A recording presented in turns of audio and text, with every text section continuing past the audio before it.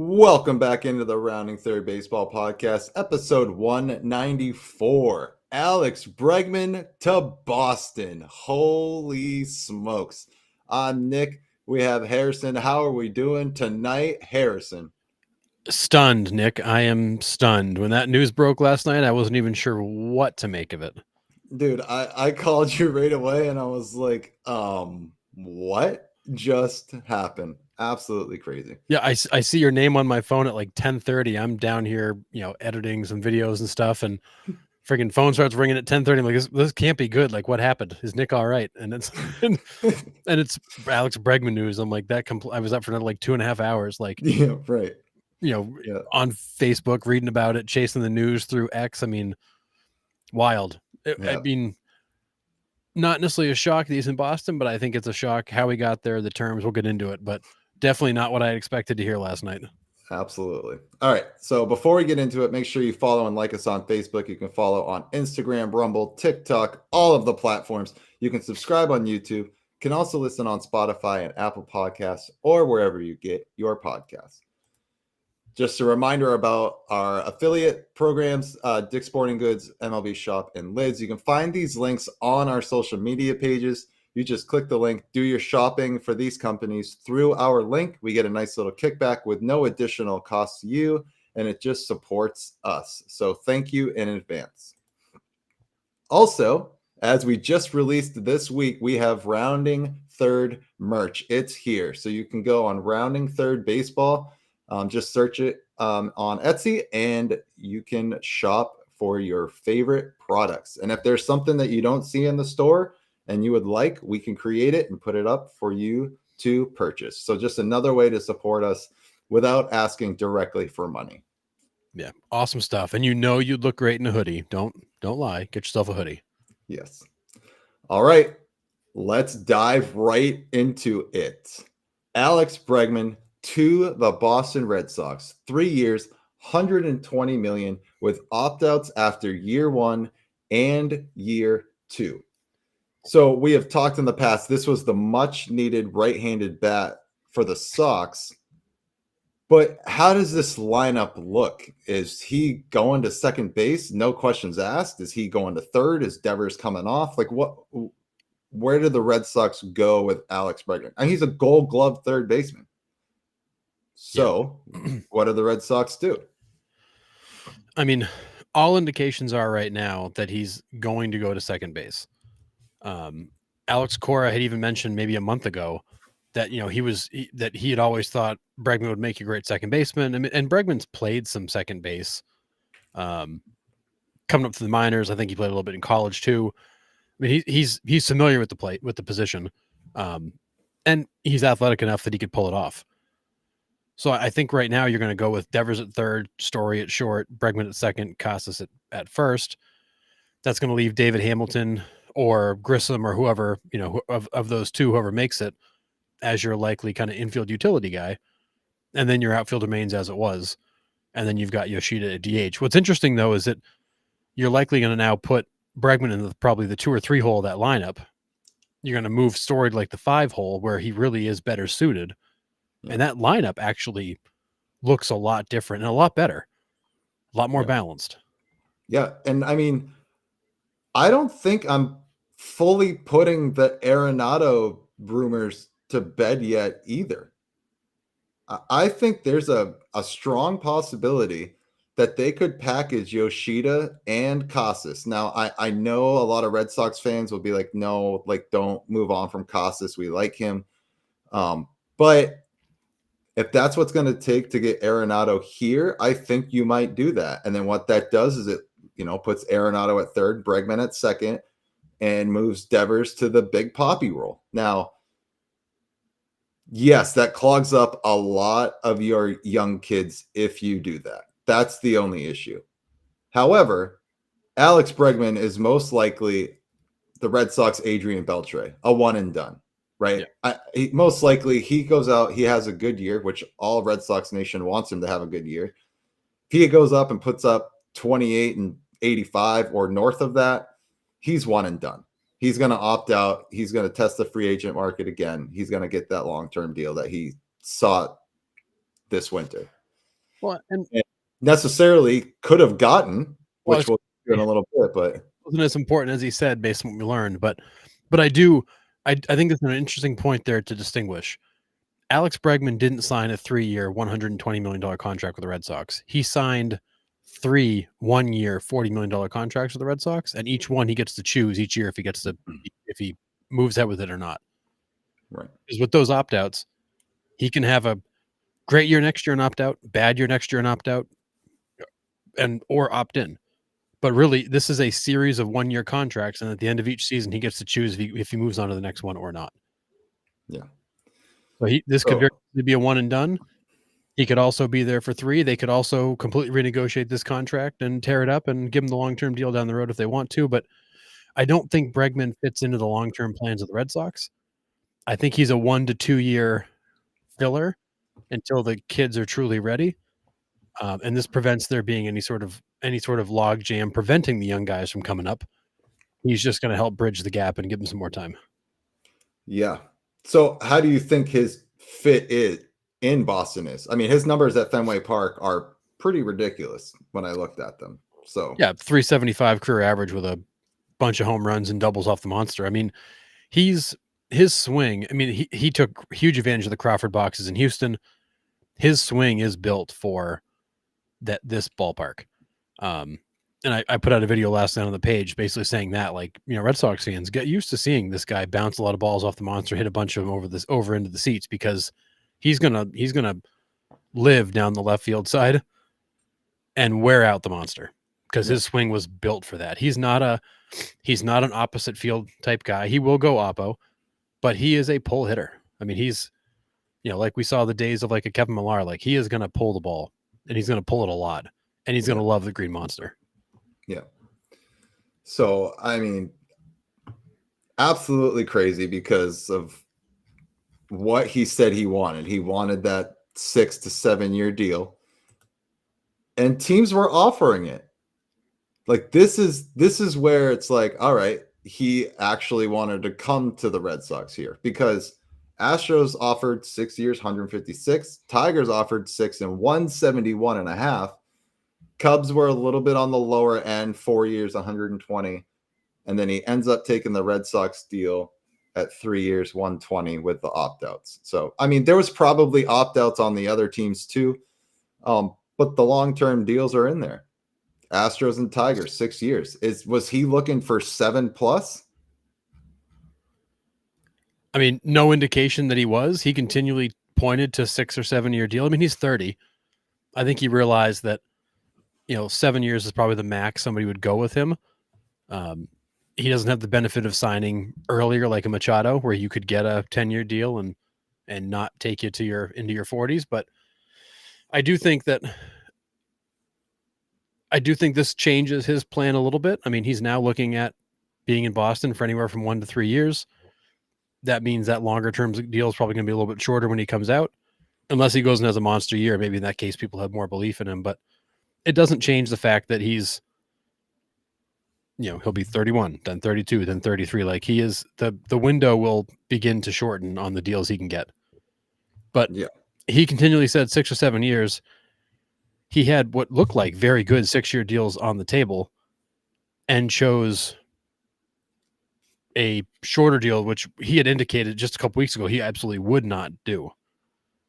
But I think we learned with him was, for $40 million a season, he's willing to take the shorter term deal. Yeah, there's also pretty significant deferrals in this deal as well. About 30 million of that is getting deferred out from that 120. So good chunk of that gets pushed out to the future. Yeah. I mean, the Tigers offered the biggest deal at 6 years, 171.5, but that's only 28.5 million a year.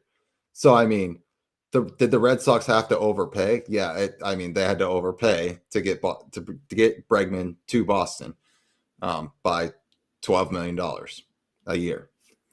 Yeah. I mean, you bought a shorter term. What you bought was flexibility. Yes. And so, interestingly enough, all the reporting that we heard has been true. The Astros had their 6-year 156 out there from literally day one. The Tigers we're offering 6 at a lower AAV. There it is. The Cubs were not willing to go quite as far. There's the 4-year deal, and the Red Sox wouldn't go past 4, and they were able to get away with 3. So the reporting on these contracts was accurate. What he was looking at a very different assortment of deals. And if you're Bregman, if I can get 120 over the next 3 versus 171 over 6, I'll take my chances with another short-term deal to back into this. Yeah. Works out. I mean, the Cubs deal to me was like right on market value, I think, for Alex Bregman. $30 million a year. Look, we can't go over this. This is what we think you're worth. And the Red Sox had to overpay. I mean, that's just, it is what it is. I'm not complaining. He's coming to the Sox, but they had to overpay to do it. Is Alex Bregman worth $40 million? No. I mean, I don't think Juan Soto's worth $51 million a year either, but that's another point. But yeah, I mean, the money and the terms were out there, but he must not have liked the annual value. That's just what it comes down to. I think another part of it too is, I mean, he knew the situation in Houston, and he felt like they had kind of slighted him, so that's why he was not in love with them. You know, the Tigers, 6 years at Comerica Park for a hitter is probably not an exciting proposition to go hit in that park. Yeah. And then the Cubs, I think the Cubs are a very intriguing one. But I think for him, when you look at that list of options, and you look at who you are, the Red Sox are the best fit for his game. For sure. So I think for him, it was a matter of where can I go that fits me, where I can put up good numbers, continue to be an all-star, keep my value high. And 2, where can I go where I'm going to win? Are the Tigers going to be competitive all 6 years? I don't know. But it sure looks like the Red Sox are going to be. Yeah. So where does this signing put the Red Sox? Does the Red Sox move? Obviously, they move closer to the Yankees, but do they leapfrog the Yankees as the top team in the AL or the top team in the AL East? I still think the Yankees are the best team in the AL East and in the AL period. I think when you line the rotations up side by side, the Yankees are better. When you line the bullpens up side by side, the Yankees are definitely better. When you put the lineup side by side, I think that the Yankees and Red Sox are probably maybe equivalent when it comes to the lineup. The Red Sox are going to hit. They are going to mash with this lineup, assuming they all stay healthy. Always put that warning out there. Red Sox are going to mash. They're going to score a boatload of runs. The starting pitching is going to be good enough to keep them in games most of the time. The bullpen's going to blow a lot of games for them. Yeah. I feel like there's still more work to do in the bullpen. I agree. So I don't know. We will see. I mean, like I said, it was the right-handed stick that the Red Sox needed badly. From the talk of Breslow at spring training, early pitchers and catchers, reported yesterday. So from the talks is like Breslow's not done here. Like he's still looking. So we will see what happens. He's saying he's not done. And I think there's some interesting fallout from Bregman. I think when you look at the Cubs are in the same boat. They needed that other bat. They don't have it. The Cardinals have lost another trade partner for Nolan Arenado, and now they're trying to go back to the Yankees to try to see if the Yankees will make a move to fill their third base void. Astros as well have re-entered the chat again. Yep, Astros have popped back up. The Tigers missed a huge opportunity to lock down a key offensive player for the long term. That lineup is still young and still light. And I heard an interesting quote earlier today, and I'd love your take on it, Nick. The quote was, "With the signing of Bregman, the Yankees-Red Sox rivalry is back." What do you think? It's so hard, right? Because we've talked about it before. The rivalry was so good because the Red Sox just got their faces kicked in every time we played the Yankees, towards the end of the season or in the playoffs. So and once the Red Sox won, it was almost like a relief, and that rivalry kind of just deflated a little bit. Like it's still there, right? Oh, yeah. But the hatred between the two fan bases isn't quite the same as it was back then, right? Fair. Like I can talk to Yankees fans. Help. Sometimes we even have a Yankees fan come on here with us sometimes, and we can have a cordial conversation. When back then, you couldn't. Like, oh, you like the Yankees, dude? I hate your guts. Or you like the Red Sox? I hate your guts. So like that's kind of cooled off a little bit, and I think it's because the pendulum had swung to the Red Sox finally, Yeah. and they had won, 4 championships over the last 20 years, and to the Yankees one. So it's not necessarily the same. Something big has to happen in a key moment at a key situation of the season for the rivalry to heat back up again. And then I think it's back on high. But you have to have that key situation in that key spot at the right time, and a Pedro Martinez throwing up and in to get the rivalry sparked again, if that makes any sense. Yeah, no, the Red, it's hard because the Red Sox Yankees rivalry of like the early 2000s was, it wasn't even a rivalry anymore. Like it was a feud, it was a battle. Every time they got together, there was brushbacks, there was a lot of trash talk, a lot of chirping at each other. There was a general hatred amongst those two teams, too, fans and team. Yeah. So it's hard to benchmark to that. But I do think that the Yankees and Red Sox being competitive at the same time and competing for the AL East will bring some of that spark back. Yeah. At least make it interesting again, but it'll never be like it was. No. Yeah, agree. That's what I mean. Like it has to be the right spot to create that spark again. Like both teams have got to be like vying for first place, that first round bye, whatever, the case may be. And then that key situation happen. Yep. For me. So where does this leave the Tigers? So with the so the Yankees have significantly improved. The Red Sox have improved. You still have the Orioles out there. The Blue Jays have improved. You've got the Royals who have improved. You've got the Rangers who have improved. The Astros are still dangerous. Like, where does this leave the Tigers in all of this? Like, without that kind of anchor offensive player, where does that leave that team? I don't know. They're interesting to me because they did sign Gleyber Torres, right? So I don't know if he's an offensive anchor per se, but they did make moves. They got Jack Flaherty, which is a bona fide number 2 behind Skubal, which we were screaming for. It's like, how can the Tigers sit back in free agency and not get this guy a number 2? So they did make moves to make themselves better. I don't know if they just caught fire at the right time last year, and that's all it takes in baseball sometimes is to ride that wave, and it was enough to make the playoffs. They're just so young. It's hard to determine where the Tigers want to go from here. Because, I mean, obviously they were in on Bregman, according to, this report. Like, they wanted to make a significant push. But other than that, you didn't really hear them in. You heard Santander's name floated around a little bit, but nothing like crazy serious there. But I mean, and they weren't obviously going to be in on Soto. There was 3 teams in that market. So I don't know, to answer your question. I don't know. They're just interesting to me because they're so young. Yeah. And I feel like the Tigers have been a little bit like the Blue Jays in the sense of like they've been in on a lot of players and not gotten them. They've gotten some, but I look at where that team, and I do go back to, they made the playoffs last year. Maybe a little fluky in how they got there. Like they caught fire at the right time. Everything clicked. But they've been in a lot of guys. Didn't really get all the guys they wanted. Not they necessarily could have afforded to get them all, but Torres is a nice piece. Flaherty's a nice piece, but the Guardians and Royals are no joke. And I question if the Tigers have done enough to secure their spot in that division, or if they're going to be out on the outside looking in. Yeah. No, I agree with this point, John, for sure. Like they definitely were a couple years ahead of schedule.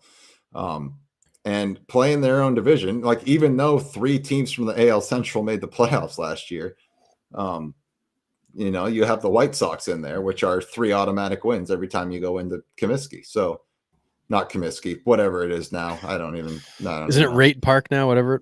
American Rate Field or whatever. I can't keep up with the brand name fields now, but Yeah, who cares? Yeah, I mean, there's a little bit of that too, and I mean, they just rode Scooble, and why wouldn't you? I mean, that dude was an animal. And then the young kids were just hitting in the right spots. I mean, look at the key spots in the playoffs that they came through in. Like it was fun to watch, but they were definitely ahead of schedule. So yep. I won't be shocked if they miss the playoffs this year. But if Scooble has another Cy Young caliber year where he throws up another triple crown, all bets are off. Tigers could be in there again. Yeah, and I think AJ Hinch is saying all the right things. You know, we're building winning culture here. If you want to win, come here. If you don't want to come here, prepare to lose. You know, I see him kind of like he's doing the same thing that like Dan Campbell's done with the Lions in Detroit. You know, trying to create that aura, that bring that swagger back, bring the confidence back. You know, change that culture of just being a doormat. But I look at that team's roster and they're I think they're light. I think that all the teams around them have taken a big step forward and they've taken a very small step forward. And I don't know that's going to be enough to keep up, which I think to the point you and John both made, like they weren't supposed to be here yet anyways. Like this is all part of the process. But it's kind of exciting when you get there, you want to stay there. So a little hard to go backwards, but I don't know if this team has done enough to stay a playoff contender. Yeah, I agree.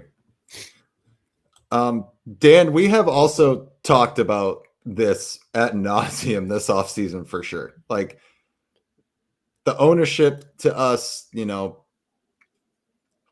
has been a question mark, as in like we don't know which direction they want to go. Are they focused on the Red Sox or are they focused on building the Fenway Sports Group name? And we've kind of leaned towards the group as a whole has been leaning towards Fenway Sports Management. Yep. Because they haven't shown that the Red Sox were a priority. They weren't spending money on the Red Sox. Now, this Bregman signing says something else, and maybe the ownership's finally listening to the fans. But yeah, I mean, we're not going to see new ownership in Boston. Do I think we need new ones? Yep, but we're not going to. Like this Fenway Sports Group is here to stay and here to stay for a while as they're continuing to build this empire. Yeah, and I think it's important to note that, you know, when you look at the Red Sox payroll going into next year, they're going to be around a little over $200 million, which I think for the Red Sox is a pretty good number. But they're $100 million behind the Yankees and the Phillies, and almost $200 million behind the Dodgers. Wow. But they're also the fifth largest market, so they're one of those teams that could do a little bit more and push a little bit further. But at the same time, you know, I don't know that you've got players out there you can go sign that would all of a sudden create this huge benefit that would make that worthwhile. Yeah, and agree with this. You know, these markets are spending heavy, and the Red Sox have been cheap lately. I mean, again, $40 million a year is definitely not cheap. So we've been screaming at them to spend, and they finally did. Typical Red Sox fans, like me included, like aren't happy. You know, we're never happy. It's like, oh, well, you overspent on Alex Bregman. Okay, well, we can't have it both ways, right? Like they spent the money. We've been screaming at them to spend money. And then once they did, we're like, dude, that was too much. Like we can't say that. But no, I mean, we'll see. No, but I think the point that we've made is that, you know, the Red Sox have played the last few years like they're a small market team. They have been cautious to commit. They don't want long-term contracts. They don't want a lot of things. But at the end of the day, like they're the Boston friggin' Red Sox. Like you're in one of the top 5 markets in all of baseball. You've got plenty of revenue to go get creative. And they've not done it. Now this year, they've certainly shown a greater commitment than they have since probably 2021. Probably the first time in 3 or 4 years we've seen like a real off-season commitment, but they're still not all the way there yet. No, agree. All right. Let's get to this absolute debacle.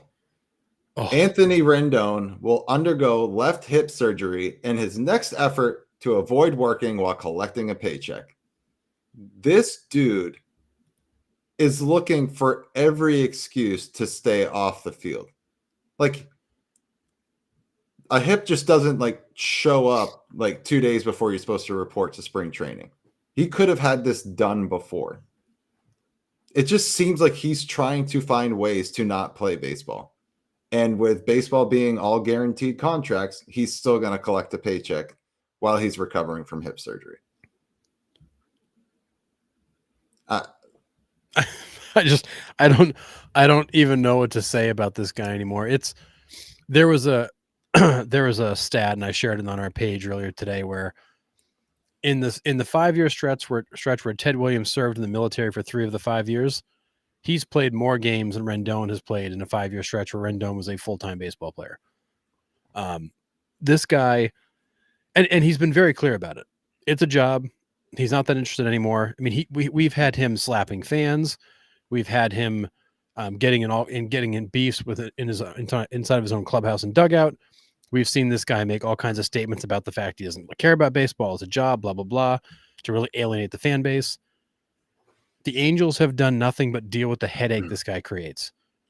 Between his inability to get on the field, his lack of interest to get on the field, and his lack of concern for the fan base or anything about baseball, he just keeps collecting a check and does not care at all of the kind of the mess he leaves behind him.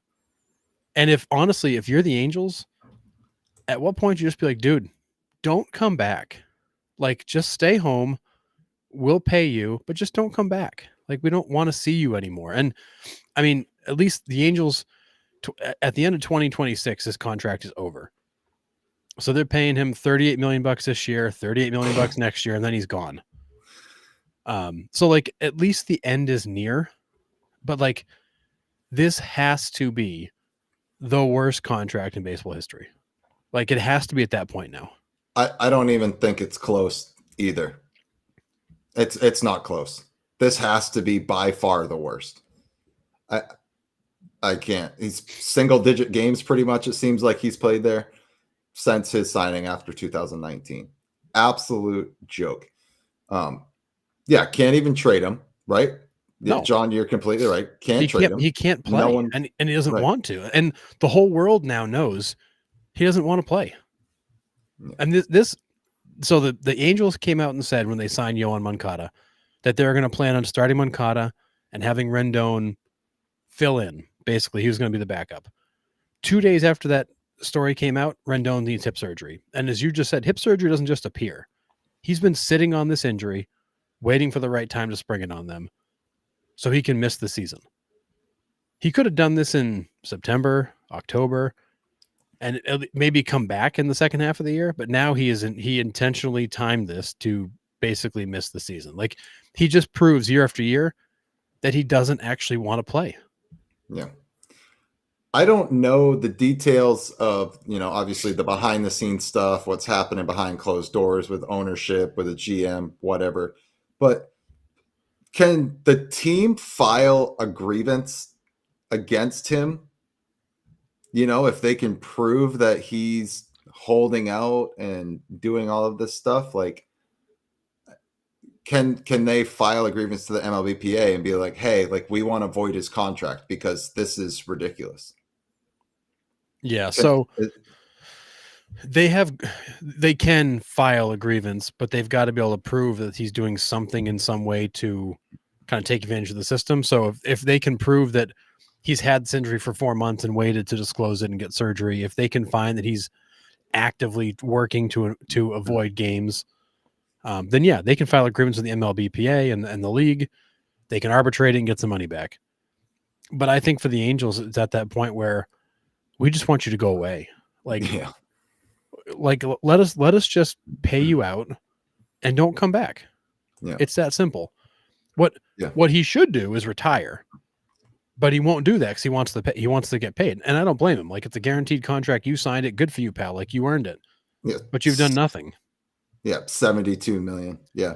Rendon was good when he was. You're right. I mean, he was a big reason why they won the World Series. The dude was an animal there down the stretch and in the playoffs. He got the bag and mailed it in.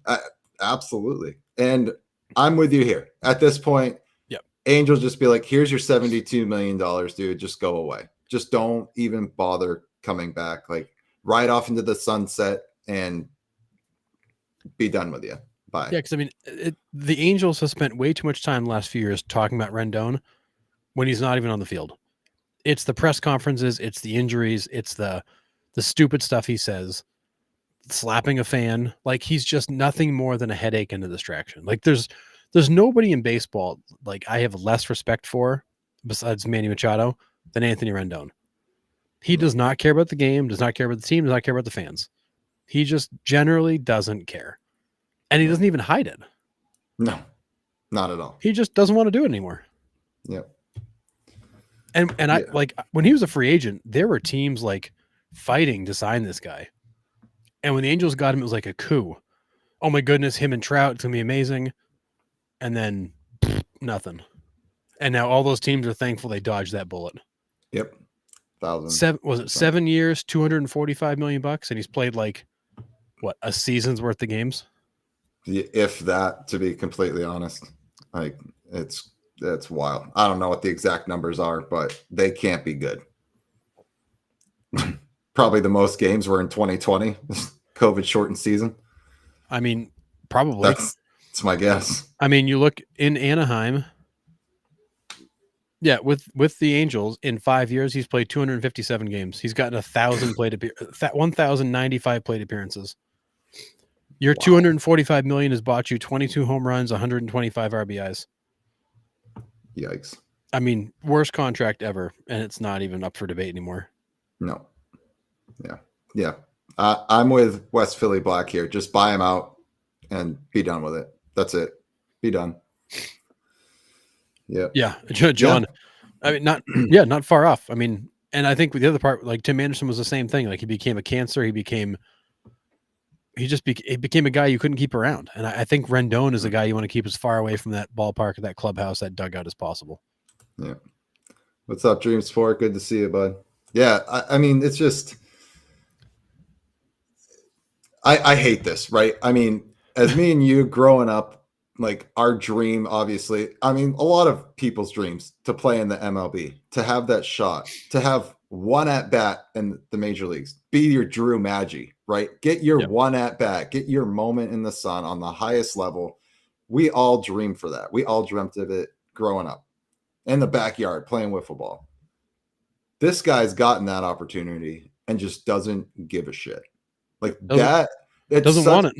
No, and it's not even just a slap to Angels fans. It's a slap to baseball fans and other players in the league.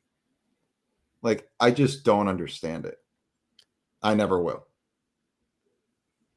But yeah, well, and Perry Manasian, the GM of the Angels, came out and talked to the press yesterday about the whole ordeal. And honestly, like, he was very matter of fact. Like, he's had some difficulty with his rehab over the last couple of weeks. We got different doctors to take a look at. He's going to be out for a while. We're not going to see him at all this year. And then when asked about next year, he goes, we'll figure out next year when it comes. He goes, but I don't suspect we'll see much of Anthony. Yeah. And just kind of left. It's basically like, yeah, it's done. Like, this has been a disaster. It's nearly over. And there's almost like a sense of relief about the fact that, like, yeah, he's not going to be with us this year. Like, he's not going to be around the ball club at all. And that's, I think, for them, okay. Yep. And honestly, I think it's the best thing for the Angels to keep this guy away at this point. Like, 100%. What they built in the offseason and the moves they're trying to make, bringing in Darno and Soler, hopefully getting Trout back and healthy. They brought in some pitching, not great pitching, mind you, but they're trying to make themselves better. And if you got this guy just lagging behind, dragging the team down, you can't move forward as a franchise. So I think the Angels are handling it beautifully. Like, hey, there's no timetable for his return. He'll get back if he gets back, and we're moving on. Like, we're gonna get better as a team, whether he's here or not. So yeah, you can do a lot. Angels. You can do a lot with $38 million that you're wasting on Rendon. Like, right now he is costing you what's probably 2 or 3 roster spots that you need are tied up in that guy who doesn't even want to show up. That's an Alex Bregman. Yeah. He'd look a lot better at third base than Rendon. Yep. Or Moncada. Like, Yeah, true. yeah. So crazy. All right. Let's move on from him. He's making me angry. All right. This contract is weird, but Nick Pivetta signs a 4-year, $55 million contract with the Padres. Is this the Padres getting ready for the Cease and King departure? My original theory on it was that this was them grabbing some depth in case one of those guys goes. The Padres came out today and said they're very happy starting the season with Cease. They don't feel any urgency to trade him. Same with King. They'll take calls, but they're not like needing to move those guys, but for the right package, they would. They're kind of walking that back. I mean, I think Pavetta is as long as he's not going to be more than like a 4 or a 5 in your rotation, he's not a bad pitcher. Like, he drove Red Sox fans crazy because he'd go out and go 7 innings, give up 1 run on 3 hits and strike out 10. And the next outing, he'd go 3 innings, give up 7 and on 10 hits. And you're like, what happened? Like, this is the same guy that we saw a week ago. Right. He could not find any consistency. And then, they changed his breaking ball a little bit and that worked for like 2 months. And then it was back to the old way. Like, he's got good stuff. He's a very likable guy. He's a very durable guy, but he just can't string together more than a couple of good outings at a time. And he just drives you crazy. But where does he pitch in that rotation, though? I mean, you have Cease, King, Darvish, Musgrove. Is he your 5? He's probably your 5. The Padres have some young guys that are coming up that I don't think are quite ready. But I think Pivetta is probably your 5. And there's also a high likelihood that one of those 4 above him misses time. Musgrove missed time. Darvish has missed some time. Cease has been durable, and so is King, but not as big a body of work. But I think he's your 5 starter, and that gives you time to develop some younger arms and figure it out.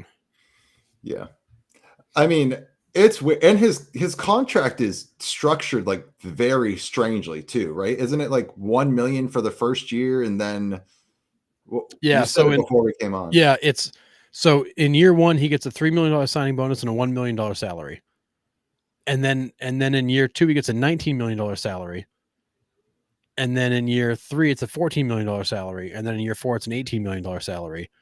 But he's got an opt-out at the end of the second and third years.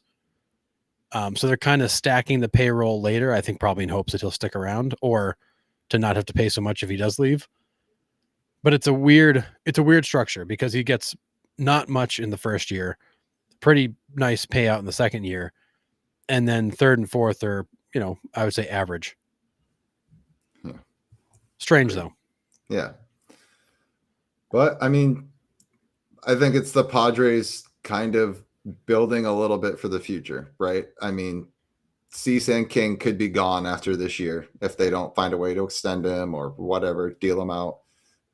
Just gives them another arm in that rotation. But I don't know. Just a weird contract. It's a weird contract. It's also not a huge commitment. For Nick Pivetta, it's a bigger commitment than I thought he'd get from anybody. I thought he was going to be one of those guys who's going to have to take like a 1-year, $8 million contract somewhere and prove that he still can be a serviceable major leaguer. 4 years, 55. That's pretty good. Yeah. All right. We'll head right up to LA from San Diego and Clayton Kershaw. John, interesting theory because it's a cheap contract, so they absolutely can look to move him. And the opt-outs also give some flexibility as to how that works. Yeah, absolutely. Congrats. Yeah. Thanks, John. Yeah, we talked about Bregman a little bit at the beginning. That was crazy. Called Harrison like late last night and was like, "Yo, what just happened?" It's crazy. But weird times. All right. Clayton Kershaw re-signs with LA. His contract is a little bit weird too. But I got a question here, half serious, half joking. Does Kershaw pitch until he gets his 3,000th K and then walk off the field?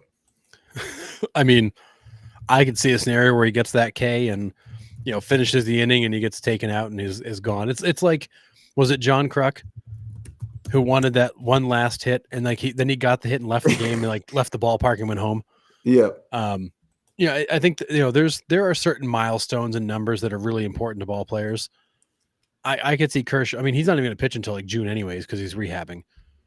So I think he's literally coming back to get a handful of starts to get that K number that he needs. And once he's got that, I think he'll just stand back because in reality, who is Clayton Kershaw going to take starts from? I mean, I don't know. If you're the Dodgers, you don't want him making a bunch of starts. Like this is kind of like a lifetime achievement award. Sure, come back. Let's get you your number. You can wave your cap at the fans and retire a Dodger, and then we'll see you in the Hall of Fame in 5 years. Yeah. But like, so let's not drag this out and pretend like you're going to be like a real important part of this ball club. Yeah. So he expects to be on the 60-day IL to start the season. But his timeline right now lines up for him to be ready once the 60 days are over. And here's June. So here's the contract deal. 1 year, $7.5 million. That's guaranteed right off the top. He gets $1 million for each of his 13th, 14th, 15th, and 16th starts, which he'll never get. So if he gets to this, 13 through 16, he gets $4 million. He gets $2.5 million if he's on the active roster for 30 days, and $1 million for each of the 60 and 90 days active. So it's a $12 million deal basically with some incentives. I think what was the total? I just saw it. It was 7.5 plus 2.5 plus. Dude, that's too much math. It says 16 million on the. He can make up to 16 million on the 2025 contract. Yeah, so it's 12 million if you look at the 7.5 plus the 2.5 plus the 1 and 1 for games played and or not for games played, but how long he's active and being on the roster. And then it's what, 4 $1 million bonuses for starts made. Sure, you've already lost me as soon as you started mathing. Yeah, but the math isn't mathing. Yeah, so basically it's a 1 year $12 million deal with some incentives, and they just buried it in creative ways to make sure that he's actually like on the team. Yeah. So I mean, I think for sure he gets 3,000. As soon as he hits 3,000, I think he walks off the mound mid inning. He's like, bang, 3,000, waves my cap, bye, here's the ball. I hope he gets it. Like as much Dodger hate that we've had, this past year and everything they've done, like all that aside, watching this dude pitch when he was in the prime of his career was incredible. This dude was one of the best pitchers in the game for a long stretch.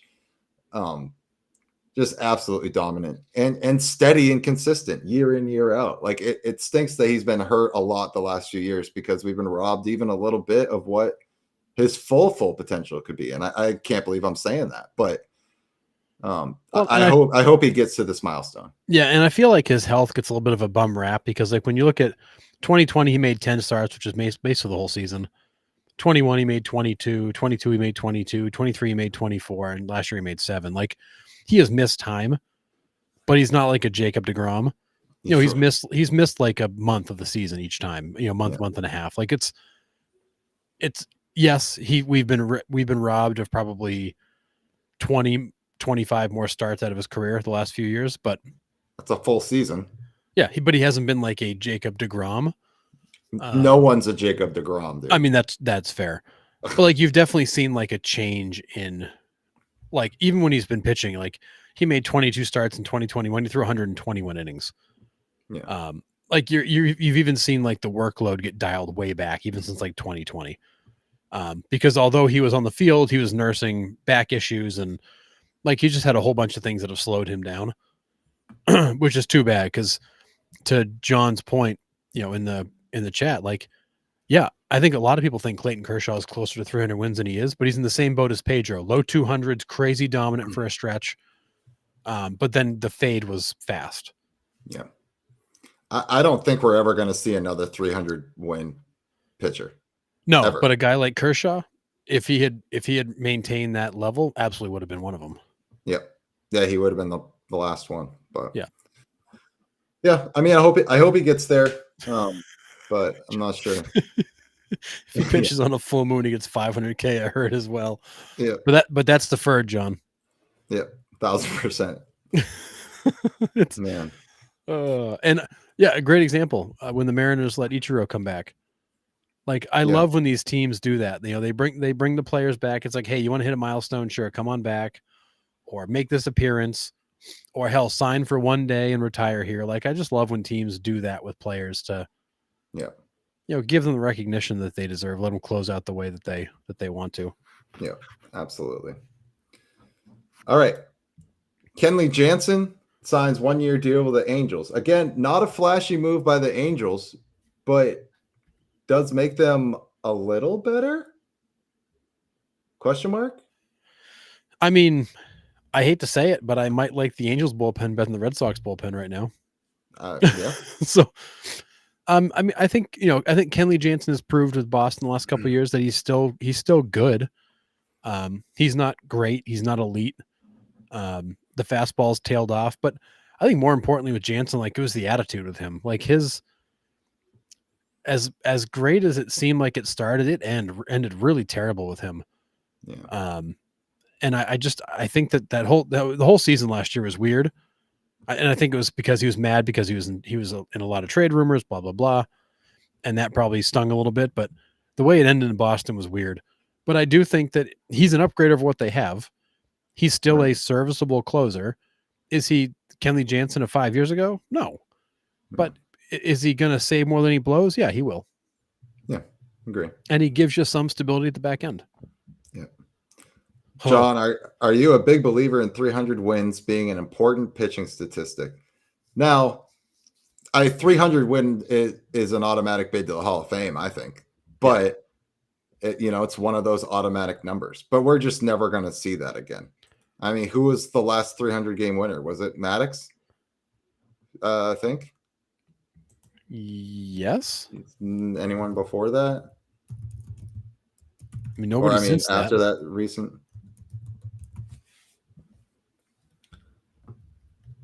Yeah, it's either Glavine or Maddox. They both hit the. Oh, Randy. Okay. That's and right. Maddox Randy Johnson was the last 300 game winner. Yeah. Yeah. Randy was 303. He just got over it. Yeah. Where's Verlander? I think Verlander's the closest, but I think he's still a good ways off.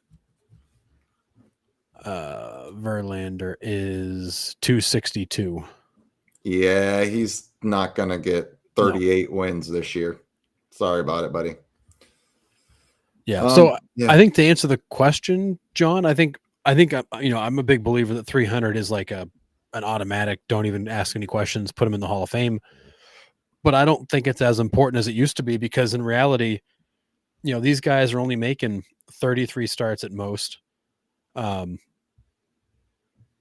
gonna, the most you'll win in that is, you'll see some guys win 20 games, but like we don't have as many 20 game winners anymore either. 17-18 is a damn good year and can win you a Cy Young. Based on that, you need to be good for like 17 years, which is, it's hard to win 17 or 18 games for 17 years. So I tend to agree with you that, 220, 240 now becomes the barometer for, okay, like you were really good. I wonder if we start seeing the quality starts metric to creep in to replace that wins statistic.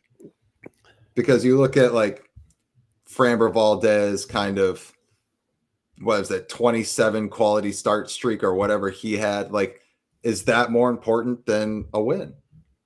You could argue that it is because you're giving up 3 or less runs in a start, going 6+ innings or 7? I can't remember the exact qualification for it.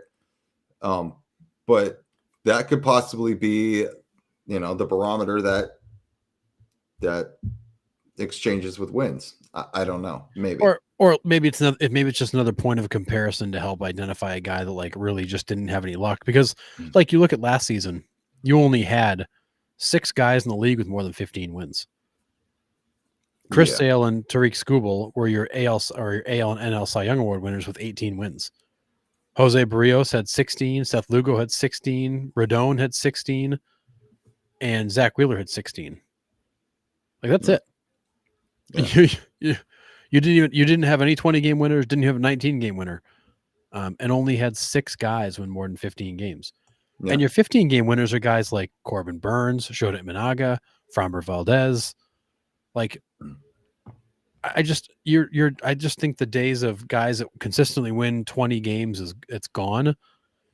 I think 17-18 is a really good Cy Young level season, but you got to do that for a wicked long time. And with the way these guys pitch, it ain't going to happen. Yeah, I mean, you're right here, John, too, with King Felix. I mean, he won the Cy Young at what, 13-13? He went that year. Yep. Like, I mean, you wins. You can lose you could pitch your ass off for 6 innings, give it up to the bullpen, and then they blow it. Like, and you don't get the win, but you would get the quality start. So, like, that's where I'm wondering if quality starts kind of replaces wins here in the not so foreseeable future. Whatever. Anyways. Yeah. Sometime in the future. Soon. Yeah. Because, I mean, Felix Hernandez was 13-12 with a 2.27 ERA the year that he won it. Yeah. I mean, and it was because, to John's point, the bullpen was terrible. And so was the offense. Like, how many games did that guy lose? 2-1. Yeah. Or did he leave a game when it was like, 2-1 and he ended up losing 4-2 because the bullpen blew it? Like, it's, again, wins. We got in this debate about a month ago, Nick. Like, wins are more of a team metric. Yes. Quality starts are what the pitcher controls. Yep. I look at a guy like Tim Wakefield. He leads the Red Sox in history for losses, 163 losses or whatever, all time. But like a third of those games, he got like no run support. I mean, it used to be so maddening watching him pitch. He'd lose a game 3-1. It's like, where were you guys? But like, there's nothing you can do with that as a pitcher. You can't hit 2 unless you're Shohei. No. Like, you've got to find a way to balance this better. But at the same time, when guys max out at 33 starts and they miss every third season with arm injuries and issues, like, you just can't. You're not going to. I just don't see there being another 300-game winner. No. I think if you get over 200, you're getting consideration for the Hall of Fame. 220, 240, you're probably a lock at that point. Yeah, I agree with you fully. And I mean, that's just been the evolution of pitching, period. I mean, you go back to the early 1900s, these guys pitched every single game. And then you see like the 3-man rotation come out, and then it goes up to 5. And like, it's just turned into, it's forever changing. So yeah. I don't know. Well, and it's hard because a guy like CC Sabathia won 250 games. He was like a 61 WAR player.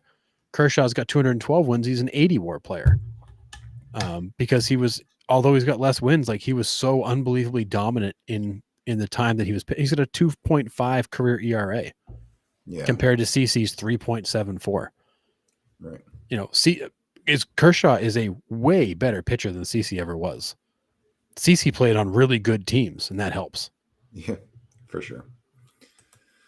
All right, some other kind of like loose ends here. Ty France still kind of kicking around the league here, signs of the Minnesota Twins for 1 year. My question to you is, when do the Twins just start tearing it all down? Have they not already? I mean like legit tear it down. Like, find a way to part with Buxton. Like, do you keep Royce Lewis? What do you do with him? I mean, Kepler's gone, but when do they just start a rebuild? Or are they just kind of happy existing there in the AL Central? I think, and we've talked about this in the last couple months too, like, the Twins are in a weird spot. Franchises for sale, TV contract is a wild card. They are stuck in this place where they really can't do much. You can't go out and make a big splash because you don't want to leave any contracts for a new owner. You can't commit to a lot of money because you don't know what your TV contract's going to end up doing. So you're a little bit like, you can't plan your revenue because you don't have the TV contract fully figured out. You can't make any long-term big commitments because you don't want to hand any problems to a new owner, because that's just going to devalue the ball club. So like, they're in this spot where it's like, even if we wanted to do stuff, we really can't. Like, we're kind of in this awkward middle ground. We're doing this weird dance. In the meantime, the Twins have, I think, 2 of the top 10 outfield prospects that are on the verge of coming up to the major leagues that are working their way through the minors. And I think they're looking at having to make some big decisions with a guy like Byron Buxton. Like, when do you just admit it didn't work and move on? And when do you start to bring these young guys in to take over some roles? So I think the Twins are okay right now doing kind of the bare minimum to stay relevant. And then hopefully there'll be some better clarity here with either a new owner or the TV contract finally getting figured out where they can actually go back into a mode of making moves. But right now they are trapped with a bad Byron Buxton deal, a not great Carlos Correa deal, a bunch of young guys who are like on the verge of coming up, and they're in this weird waiting game of having to like shed some contracts, see what some young guys have, and get the business side of it sorted out. I mean, I do not envy the Twins ownership and front office or the fans, because it's a really sucky spot to be in. I agree fully. I mean, I second everything you just said right there. I mean, you crushed it. So, but I do actually like the signing of Ty France. Like, he had a really weird fall off in Seattle after being so important for them. I feel like there's some good baseball left in him. He just needs a shot to reset and find a clean start. Yeah. Just to go back to the pitching real quick, Joseph, like, you hit the nail right on the head here. They don't pitch enough innings. These guys used to pitch 20 complete games, start every 4th day. I mean, we had a trivia question like a couple months back, and I said, who led the league in complete games in 2024 with 2? Yeah. And, like 2 complete games was the lead, and only 3 guys did it. Yep. And that was the most in the league. Like, pitching's just forever changed. And I think John said it, the scientific side of it, the business side of it, it's all part of why these guys aren't throwing as much, because they're investments. They're not players anymore. These guys are investments, and you got to protect your investments. And that's all this is. It's all business and metrics.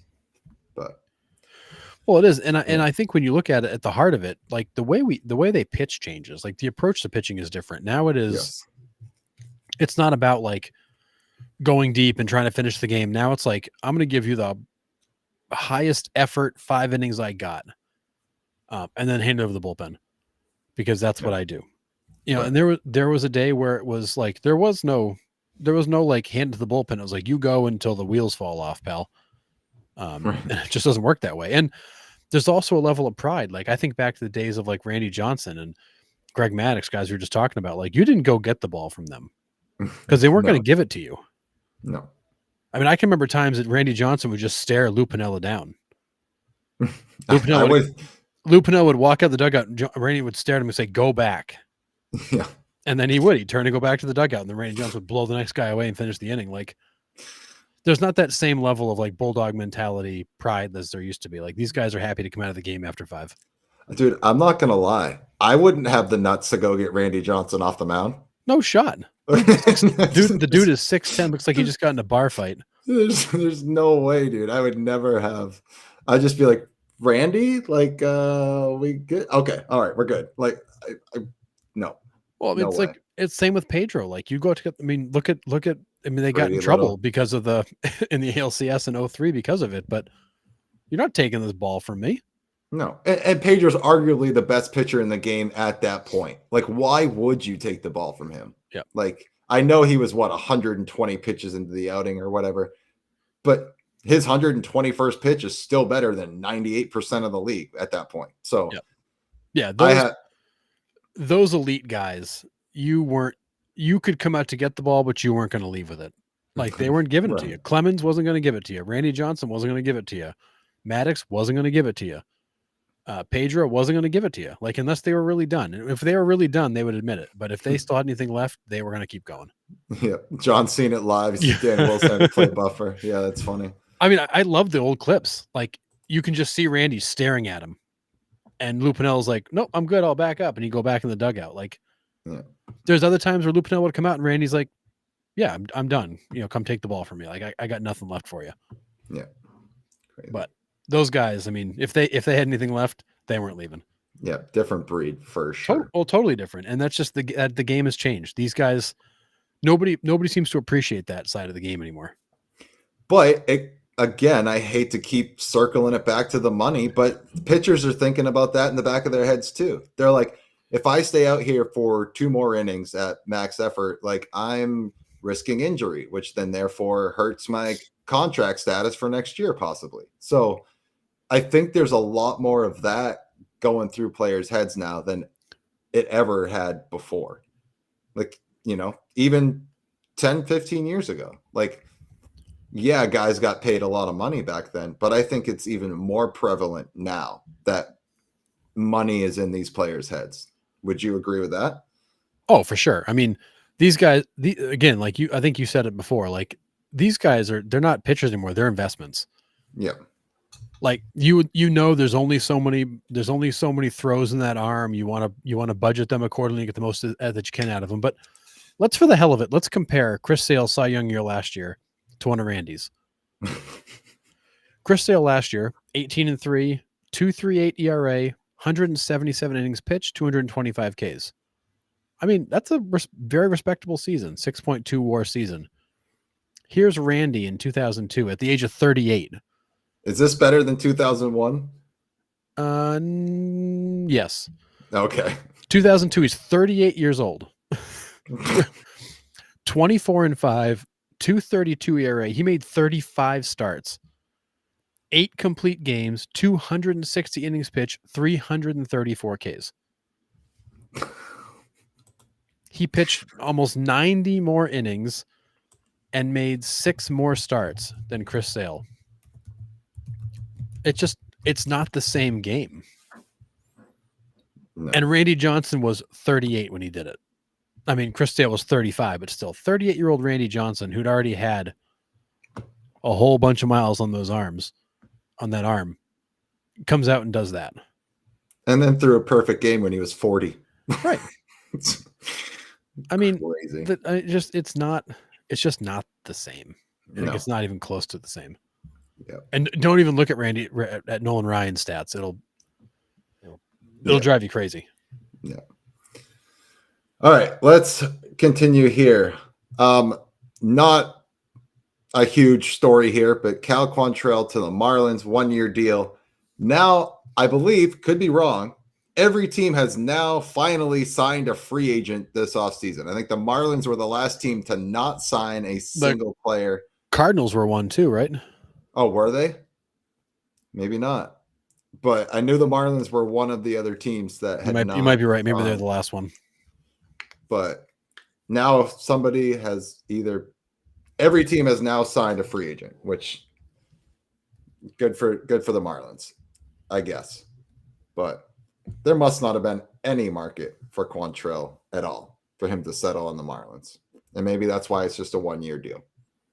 Yeah, I mean, it's a shame because this guy, I mean, I think all the way back to very early in his career when he was going to be what looked to be a very good pitcher for a while.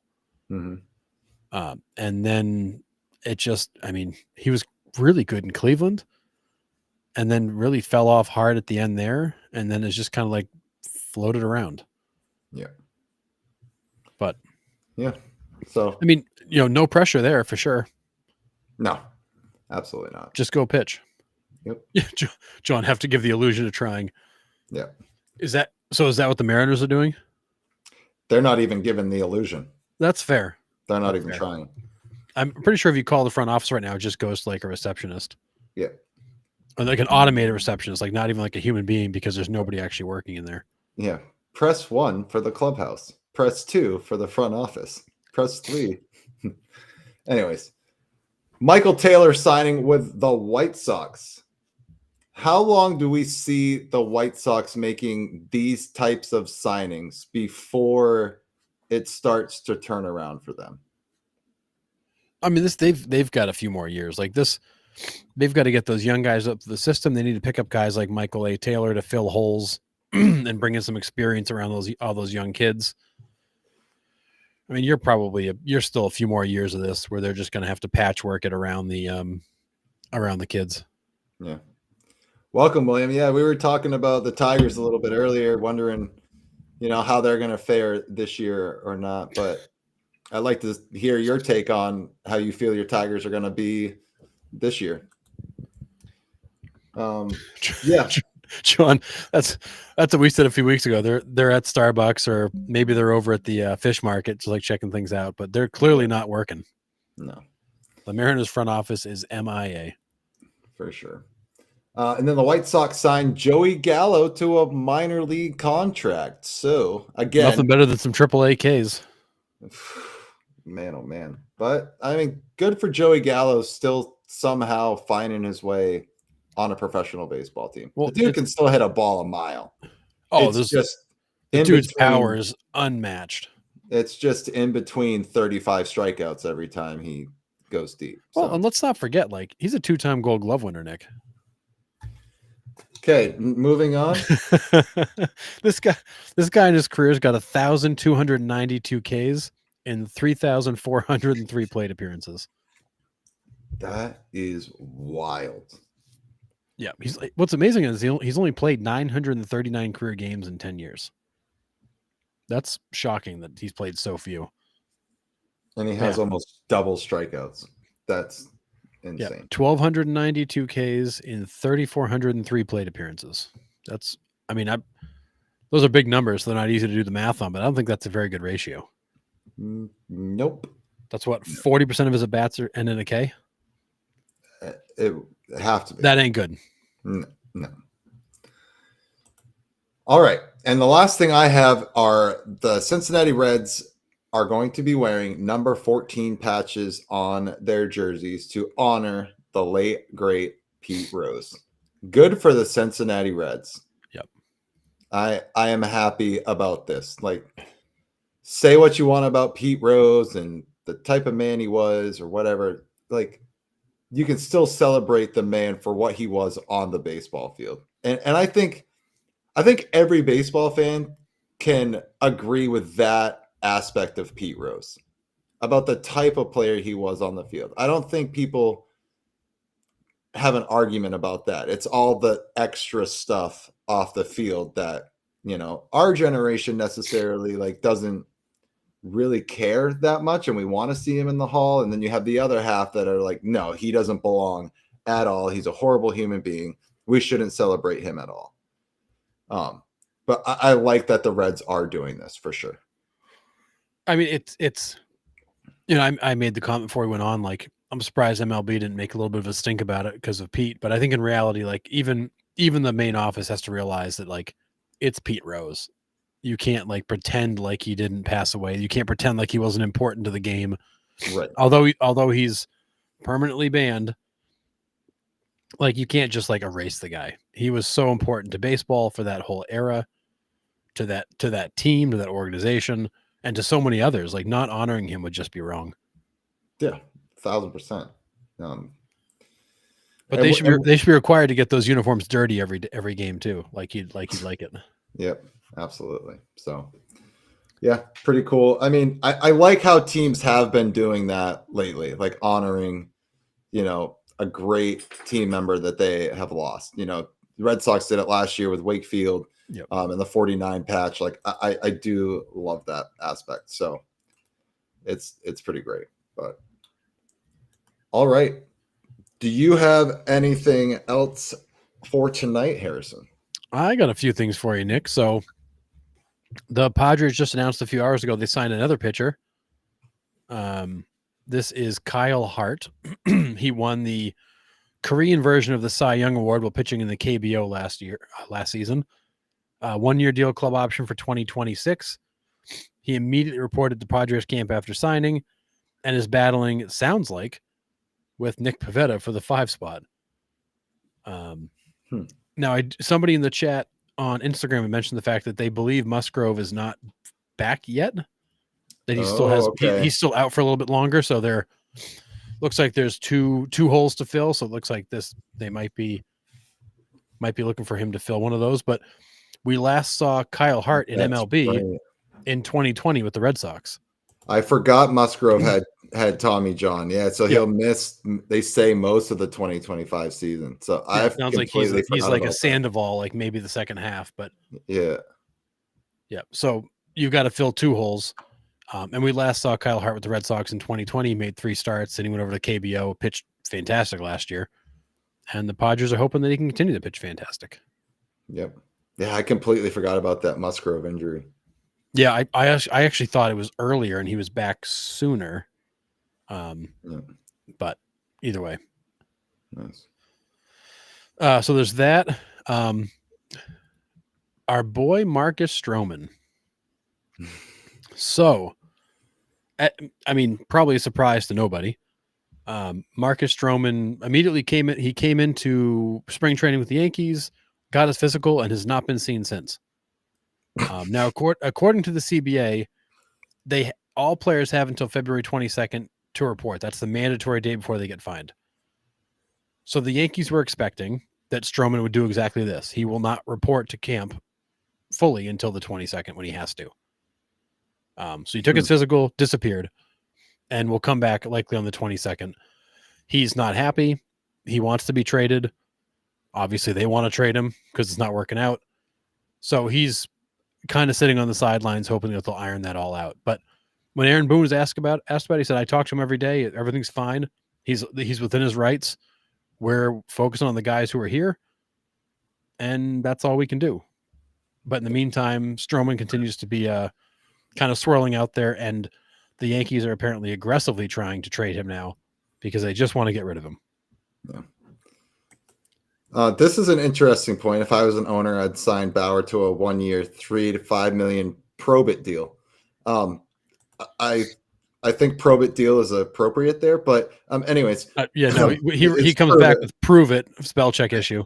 No, I know, but I think probate would also fit. But I know, anyways, but this is a family friendly show, Nick. We can't have about probing. You're right. Yeah, we keep bringing Trevor Bauer up every once in a while, like I do, and then you roll your eyes. Yeah, because like I'm. The talent is there. We see the talent on social media every single day, and he makes sure that we do. Like, right? I get it. The guy still can bring it, can still be a serviceable pitcher. It's just the headache off the field and in social media. Like before everything started happening off the field, he was already challenging MLB with the sticky stuff and all of the other stuff. He was very vocal about how MLB was handling certain things. And I just think teams don't want that headache. They don't want to have to manage Trevor Bauer, the player, and manage his social media. I think is what it's kind of coming down to. No doubt the dude can still pitch. No one wants to deal with it. I'm on the other side of it where like I find him entertaining as hell. Like he is brash and cocky and all those things. His stuff is electric. He's entertaining as hell. He's a lightning rod. You love him or you hate him. He would sell tickets. People would come to boo him. People would come to cheer him. Is he a bit of a sideshow? Absolutely. But so are a whole bunch of other guys in MLB. That's facts. I mean, and I would argue, guys like I would say Acuna's a sideshow. Arena's a sideshow. Like you got a bunch of guys in baseball that are sideshows. I think Bauer is no different, but he's got the stink on him from everything that went down, right or wrong. He was already not friendly with MLB before that because he was calling out the sticky stuff and showing how it was used. And he kind of blew the whistle on that and made it very public and questioned the league. So I get why he is where he is, but I just think teams are missing an opportunity to bring a guy in who would play for the league minimum, who would come in extremely motivated, who would probably pitch his ass off for you. Yeah. Because they're afraid of a few headlines. Yeah. Look at us getting some global outreach here. Germany. We have some fans from Norway too. Like this is pretty cool. Yeah, welcome, Sean. Yeah, welcome. That's awesome. So out in Berlin, Germany, who's your favorite team? Yeah. But I feel like Bauer got a bad rap over bogus charges. I feel like he already was on the way out, so it was a convenient opportunity to kind of boot him.